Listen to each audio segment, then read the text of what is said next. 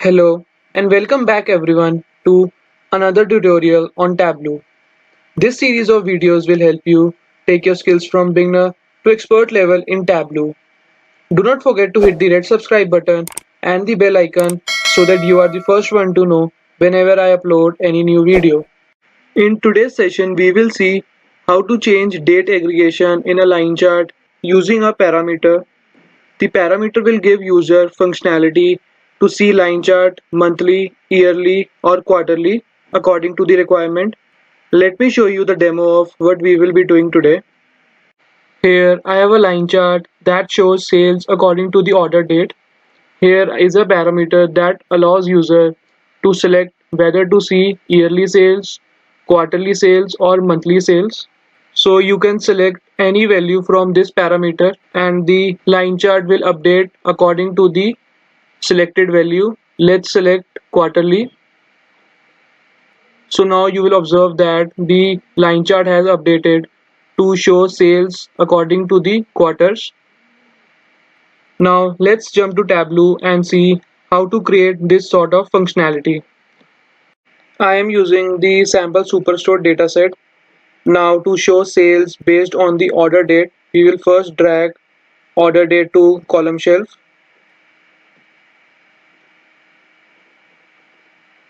Now let's drag sales to the row shelf. From the order date drop down, we will select continuous month.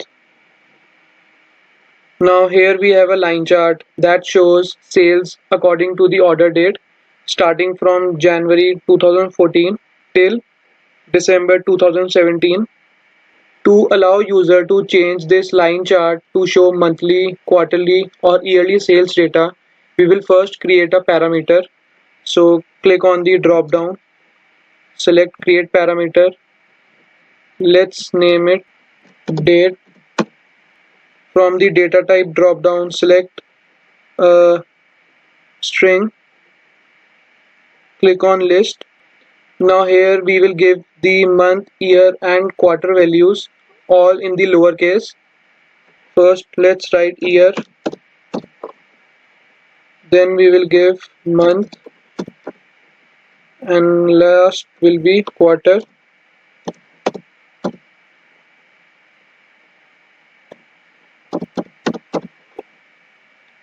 So I will explain in a few minutes why is it necessary to give all these values in lowercase. But here in display as, we can give the values as we want to display to the user. So let's write here yearly, this will be monthly and the last one will be quarterly.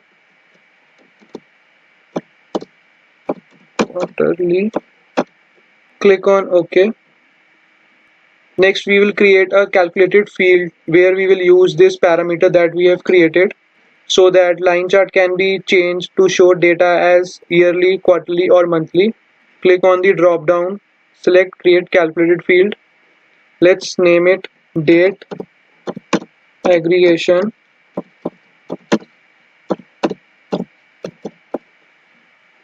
Here we will use the date trunc function which will truncate the date according to the parameter that we have created. Write down date trunc, select date trunc. Let me show you the syntax of the formula. In the syntax you will see that if we have to truncate the order date to quarter, then we will have to give quarter in lowercase. So that's why I have given all the values in the parameter in lowercase. So here give the parameter that we have created, date, comma, then the date that we have to use, which will be order date. Now according to the parameter, the line chart will update. Say if a user selects month from the date parameter, then the order date will be truncated to show monthly data. And similarly for quarterly and yearly. Click on OK and let's see this in action. Now add this new calculated field that we have created into column shelf. and let's remove this month field. From the drop down select continuous month. Now let me show the parameter. Click on the drop down and click on show parameter. Now let's change the date parameter to monthly. Now you will see that the line chart has updated to show monthly sales data, and let's select quarterly now.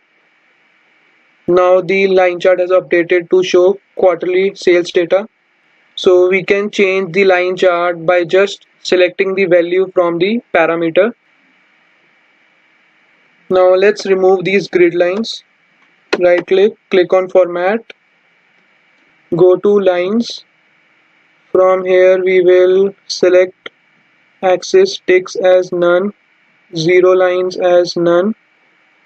Then go to rows, select none for the grid lines. Now all the grid lines are removed. Let's remove this title on the axis that we are getting. Right click, click on edit axis and remove the title. Let's update the axis to show only the initials of the month. Right click, click on format.